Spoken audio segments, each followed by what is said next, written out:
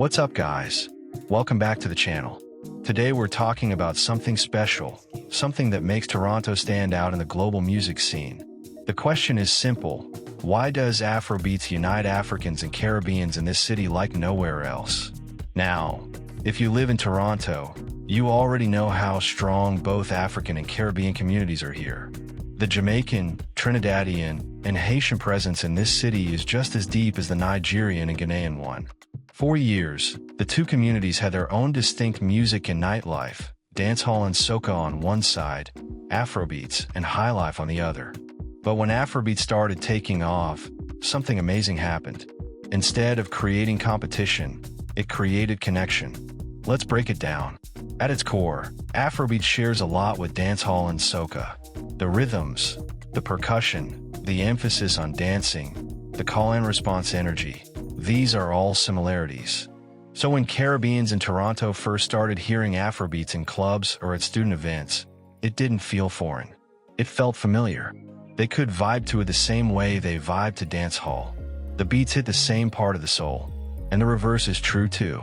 Africans in Toronto were already going to Caribbean events, already dancing to Vybz Kartel, Machel Montano, Beenie Man. So when Afrobeats parties started rising, it wasn't a hard sell to bring the Caribbean crowd in. The transition was natural, because at the end of the day, both groups come from cultures that value music as a way of life, not just entertainment. This unity is something that really defined Toronto's nightlife. Think about a typical Afrobeats party in the city. You'll hear Burna Boy and Wizkid, but the DJ will slip in a dancehall rhythm or a soca anthem, and the crowd doesn't miss a beat. Nobody's saying, "Oh, that's not my music." Everybody's on the dance floor together, moving like one. That blend is unique to Toronto. You don't always get that same energy in New York or London, but here, it's second nature. Another reason Afrobeats bridges the two communities is the sense of shared identity in the diaspora. Africans and Caribbeans in Toronto both know what it's like to grow up with immigrant parents, to juggle Canadian culture and your cultural roots, to find pride in your heritage through music. Afrobeats became a common ground, a safe space where you didn't have to choose sides. You could celebrate being African, Caribbean, and Canadian all at once. Let's not forget food and fashion too. At Afrobeats parties, you'll see someone in kink cloth standing next to someone in a carnival-inspired outfit, both of them eating jollof rice and doubles at the same event. It's more than music, it's a lifestyle mashup that just works. And here's the thing. Toronto's DJs and promoters knew exactly how to nurture that.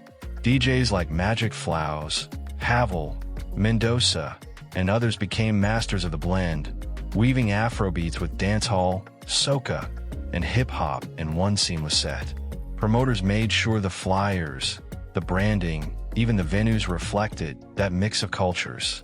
That's why events started drawing massive, diverse crowds. It wasn't about separating Africans and Caribbeans. It was about bringing them together. Fast forward to now, and you see the result. Toronto has one of the most united Afro-Caribbean nightlife scenes in the world. When Burna Boy sells out, the Caribbean crowd is in the building. When Machel Montano touches the stage, Africans are right there too. And when a DJ spins a night that mixes Afrobeats and dancehall back-to-back, everyone feels at home. The unity goes deeper than just parties, though. It spills over into friendships, relationships, collaborations, and even business ventures. Artists are working together across those cultural lines. DJs are fusing genres in ways that create new sounds, and the community as a whole feels stronger.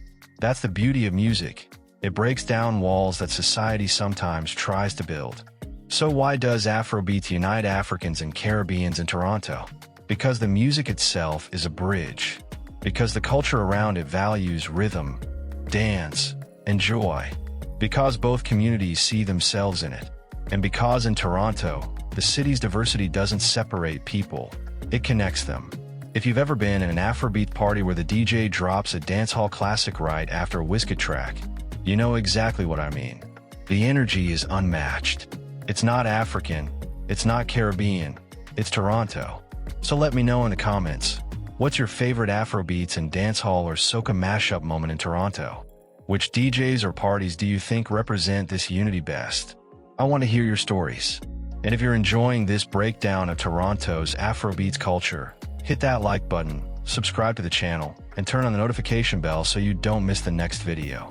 We've got more coming, stories about the DJs, the promoters, the artists, and the events that built this culture into what it is today. Thanks for watching, and I'll catch you in the next one.